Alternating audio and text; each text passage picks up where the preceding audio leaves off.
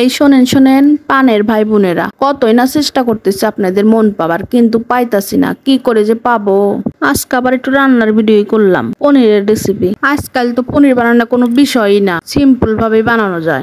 আমি আজকে পনির বানানোর জন্য 1.5 কেজি দুধ ব্যবহার করছি। আজকাল আমার খালি অ্যাক্সিডেন্ট হইতেছে, ভিডিও বানানোর চক্করে খালি জিনিসই নষ্ট হইতেছে। দেখপারি তো পারছেন দুধগুলা কাম্বাই পড়ে গেছে। দুধটা আমি ভালো করে জ্বালাইয়ে একটা বলক দিয়ে নিয়েছিলাম। তারপর দেখেন সিম্পল, একদম সিম্পল বানানো। একটু ভিনিগার দিয়া দেখেন কিভাবে পনির বানাইয়া নেই আমি। আগে কত না ভাবতাম পনির বানানো কি কষ্টকর, এখন দেখি ভিনিগার দিলে ফটাস করে হয়ে যায়। ভিনিগারের যে কত ঝাঁজ একটু দিয়েই বোঝা গেল। দুধের 12টা বাজাইয়া ফেলাইছে। পানি শুদ্ধই তো রান্না করে খাওয়া যাবে না, সেই জন্য আমি ছাইকে ভালো করে জল দিয়ে খলায় খলায় ধুয়ে নিলাম। কিছুক্ষণ জল ঝরাইয়া আমি চিপা নেব। আমি একটু ভালো করে ঠান্ডা করে নিলাম। আমার আবার পাঞ্চা পনির ভাল লাগে না, সেই জন্য একটু শুকনা মরিচ, একটু ময়দা, একটু লবণ দিয়া ভালো করে ডইলে ডইলে মাখতেই থাকবো। ওই যে ভালো মাখা না হইলে তো তার আবার সফটনেস ধরে রাখা যাবে না। আজকে আবার গোল করে রান্না করব না, আজকে আমি 4 কোণ আছে ভাবে তারে কাইটে রান্না করব। ওই যে সুন্দর সুন্দর চাকু মাকু নাই তো, খুঁতি দিয়ে একটু খোঁচাখুচি কইরে কাইটে নিলাম। আমি তো বেশিরভাগ সময় সাদা তেলই খাই, এই জন্য সাদা তেল ব্যবহার কইরে। ওই দেখেন না এখনই অ্যাক্সিডেন্ট হবেন নিছিল, থালাটা পড়ে যাবেন নিছিল। পনির গুলা ভালোভাবে ভাইজে নিতেছি, দেখেন একে একে সব দিয়ে দিলাম। পনির গুলো একটু আমি ব্রাউন করে ভাইজে নেব। একে একে সব দেওয়ার পরে আমি উল্টা পাল্টে ব্রাউন করে ভাইজে সব তুলে নিলাম। তোমাদের একটা ম্যাজিক দেখাই, দেখো আমি সব ভাজা পনির কিভাবে আবার ব্যাক ফিরে দিতেছি কড়াইয়ের ভিতরে। দেখতে পারছো?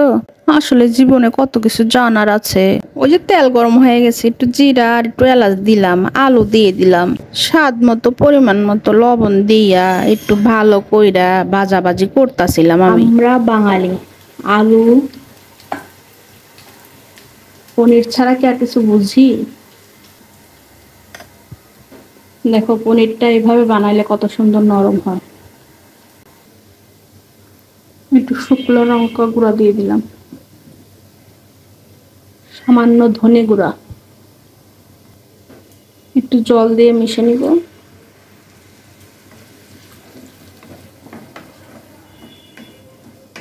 আসলে রান্না তো অনেক ভাবেই করা যায়, যে যেভাবে করে তৃপ্তি পায় সে সেইভাবেই করার চেষ্টা করে। পরিমাণ মতো একটু ঝোল দিয়ে দিচ্ছি।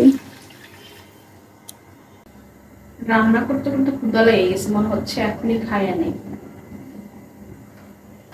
দেখেন না ঝোলটা টকবগিয়ে ঘোড়ার মতো ঢগর ঢগর উঠছে। আমি এখন পনির গুলো দিয়ে দিচ্ছি। এইভাবে রান্না করলে ভালোই লাগে, চেষ্টা করতে পারেন যদি চান আমার মতো রান্না করে খেতে। আমার এটা অনেক টেস্ট লাগে। আলু পনির রান্না করব আর গরম মশলা দেবো না তা কখনো হয়? আমি একটু গরম মশলার গুঁড়া দিয়ে দিলাম। তরকারিটা আমার রান্না শেষ হয়ে গেছে। এইভাবে রান্না করলে মন তৃপ্তি করে 1 প্লেট ভাত খেয়ে নিতে পারবো নিমেষেই, মাছ মাংসের দরকার হবে না।